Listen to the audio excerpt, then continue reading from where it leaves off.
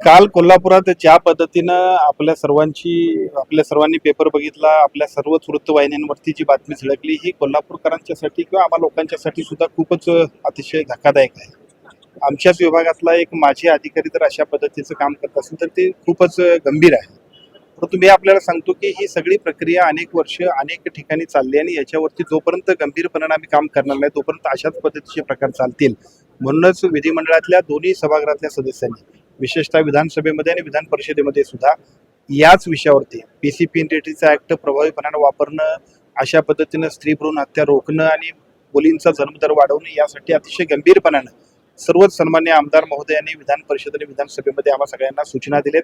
त्या सगळ्यांच्या सूचनांच्या माध्यमातून एका बाजूला मोकाची कारवाई म्हणजे मोका लावणं, दुसऱ्या बाजूला कायद्यातली कलमं कडक करणं आणि त्याचबरोबर स्वतंत्र टास्क फोर्स नेमणं, अशा पद्धतीचे 3 निर्णय आपण घेतलेत. आपण बघितलं असाल तर कालची घटना ही कालची नाही.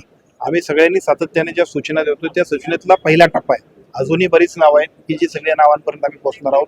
अजूनही बरेचसे लोक आहेत की जे सगळे आमच्या रडारावरती आहेत. त्या सगळ्यांना सुद्धा या माध्यमातून कारवाईला सामोरं जावं लागेल आणि केवळ कारवाईला सामोरं नाही तर भविष्य काळामध्ये अशा पद्धतीचे प्रकार होऊ नयेत यासाठी ज्या ज्या उपाययोजना करायला पाहिजेत त्या संपूर्ण राज्यभरासाठी आम्ही करतो.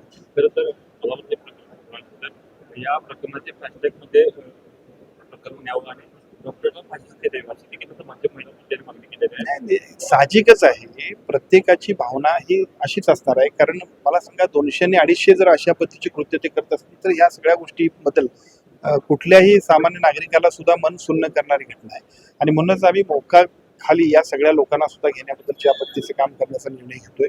कायद्यातल्या एकूण जी काही थोडीशी शिथिलता आहे ती सुद्धा दुरुस्त करण्यासाठी आम्ही पुढे जातोय आणि भविष्य काळात अशा पद्धतीचे प्रकार उद्भवू नयेत, अशा पद्धतीची एखादी कृती करण्यासाठी कुठल्याही माणसानं अजिबात धाडस करू नये यासाठी सुद्धा महाराष्ट्र शासनाच्या आरोग्य विभागाच्या वतीनं पोलीस प्रशासन आणि जिल्हाधिकारी कार्यालयाच्या सर्व विभागाच्या अधिकाऱ्यांच्या समवेत आम्ही काम करतो. या निमित्तानं सर्व ठिकाणची पुन्हा एकदा चौकशी व्हावी, जे बेकायदेशीर ते बंद करावेत अशा देखील मागणी होत आहे. काय नेमकं निश्चितपणानं या निमित्तानं या सगळ्याच गोष्टी होतील.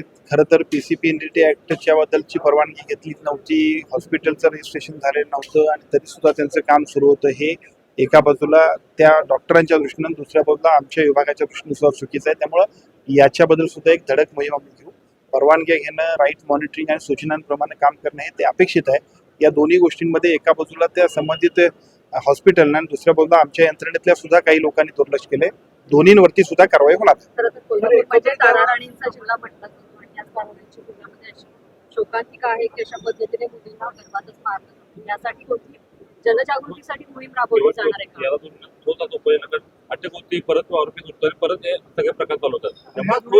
हे थांबवण्यासाठी खूप कठोर कारवाई काय? हा, प्रचंड समाजमन धक्कादायक आहे. ती व्यक्ती राज्यपती व्यक्ती एक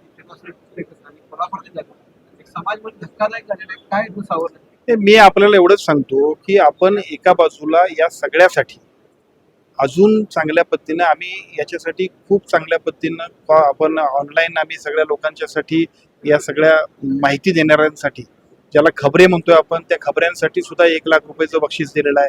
अशा पद्धतीनं कुठेही घटना घडत असेल तर फक्त आमच्या कॉल सेंटरला फोन केला तर त्याच्या माध्यमातून आमचे सगळे लोक त्याच्यावरती ॲक्शन्स घेतील. कायद्यामध्ये सुद्धा जी काय शिथिलता आहे ती अधिक कडक करतोय आणि माझी आपल्याला विनंती आहे, ताराबाईंच्या जिल्ह्यातले आपण असल्यामुळं आपली ही जबाबदारी आहे. पण मी आपल्याला सांगतो, जर ह्या कायद्याच्या टास्क फोर्सवर आम्ही काम करायला गेलो तर अजूनही खूप गंभीरपणाने कारवाई आम्हाला करायची आहेत. आपल्याला लक्षात येईल की कदाचित कोल्हापूरच या संपूर्ण कामकाजामध्ये गतिमान पद्धतीनं संपूर्ण राज्याला एक चांगल्या पद्धतीनं मार्गदर्शन देऊ शकेल. ही घटना एक नाही, अनेक ठिकाणी अशा पद्धतीनं आपल्या निदर्शनाचं चाललं नाही तर आपण काय करणार? ही पूर्वी झालेल्या घटनेतनं आपण सगळेजण तिथं निघालो. अजून धागेदोरे आपण ज्यावेळेला तपासतो त्यावेळेला याच्यापेक्षा अजून आपल्याला पुढच्या रूट दिसतील. हे इथंच नाही, जसं कोल्हापुरात आहे तसं संपूर्ण राज्यामध्ये सुद्धा धडक मोहीम घेऊन टास्क फोर्सच्या वतीनं आपण सगळेजण मिशन मोडवरती काम करणार आहोत.